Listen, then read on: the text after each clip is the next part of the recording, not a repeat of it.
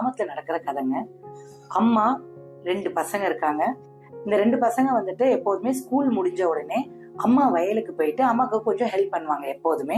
But அன்னைக்கு வந்து பாத்தீங்கன்னா இவங்களுக்கு அடுத்த நாள் எக்ஸாம் இருந்ததால அம்மா தன் பசங்களை கூட்டிட்டு வர முடியாம இருந்தது. இவங்களுக்கு கொஞ்சம் வேலை இருந்தது. அப்ப என்ன சொன்னாங்கன்னா, அம்மா நீங்க 2 பேரும் ஜாக்கிரதையா வீட்டுக்கு போயிடுங்கடா, இருட்டுறதுக்குள்ள வீட்டுக்கு போயிடுங்க. அங்க ஒரு பெரிய கிணறு இருக்கு, நிறைய பேர் உழுந்திருக்காங்க, அது பக்கமே போவாதீங்கன்னு சொல்லிட்டுதான் அமைச்சிருக்காங்க. இதே மாதிரி போயிட்டே இருக்கும்போது சின்ன பையன் என்ன பண்ணிருக்கான், அண்ணா அந்த கிணறுக்குள்ள ஏதோ இருக்குன்னு சொன்னாங்களே அம்மா, நிறைய பேர் விழுந்திருக்காங்கன்னு சொன்னாங்களே, வா நான் போய் பாக்கலான்னு சொல்லிட்டு போயிருக்கான். போகும்போது பாத்தீங்கன்னா கொஞ்சம் சேரும் சகதியமா இருந்திருக்கு. அந்த பெரிய பையன் வந்து தவறி வழுக்கி அந்த கிணறுக்குள்ள விழுந்துட்டான். ஒரு கயிறு இருக்குங்க, அந்த கயிறை வச்சுட்டு எப்படியாவது அண்ணனை காப்பாத்திடலாம் அந்த கயிறை வந்து போடுறான். கயிறை போட்ட உடனே இந்த பையன் வந்துட்டு ஏறி வர ட்ரை பண்றான். இவன் சின்ன பையனாச்சு, அவன் பெரியவன் உள்ள இருக்கான். அவனோட வெயிட் தாங்க முடியாம மேல 2 படி ஏறினா ஒரு படி இறங்கிடுறான். கால்ல அந்த கயிறை சுத்திக்கிறான், இடுப்புல அந்த கயிறை சுத்திக்கிறான், உருள்றான். எப்படியோ ரொம்ப ரொம்ப கஷ்டப்பட்டு அந்த பையனை மேல ஏத்திடுறாங்க.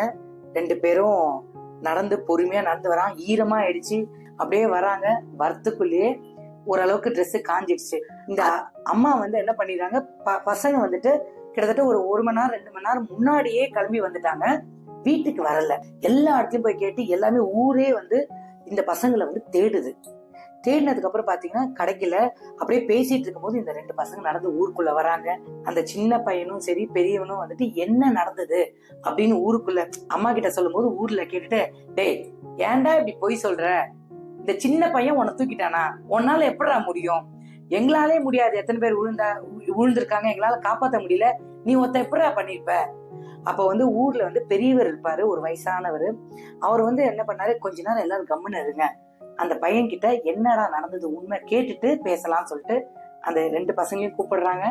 என்னடா நடந்தது உண்மையா அப்படின்னு கேக்குறாங்க. பசங்க சொல்றாங்க. இந்த பையன் சொல்ல சொல்ல அவன் கண்ணை பார்க்க அந்த பெரியவருக்கு கண்டிப்பா அது உண்மைன்னு தெரிய வருது. கண்டிப்பா இந்த பையனால முடிஞ்சிருக்கும். என்னன்னா இந்த 2 விஷயத்தாலதான். ஃபர்ஸ்ட் விஷயம் வந்து பாத்தீங்கன்னா அவன்கிட்ட இருந்த டிட்டர்மினேஷன். தட் இஸ் அவனோட அண்ணனை எப்படியாவது கணத்துல இருந்து வெளியில கொண்டு வரணும்.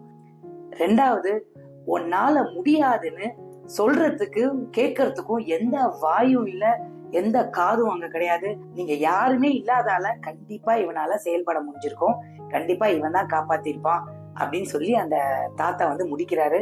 இது எதுக்கு சொல்றேன்னா, உன்னால முடியாது 4 பேர் சொல்லும் போது நம்ம கேட்டோம்னா நம்மளும் டவுன் ஆயிடுவோம். அதால நம்ம சுத்தி ஒரு பாசிட்டிவிட்டி கிரியேட் பண்ணிக்கோங்க. பாசிட்டிவா இருக்கவங்க கிட்ட பேசுங்க.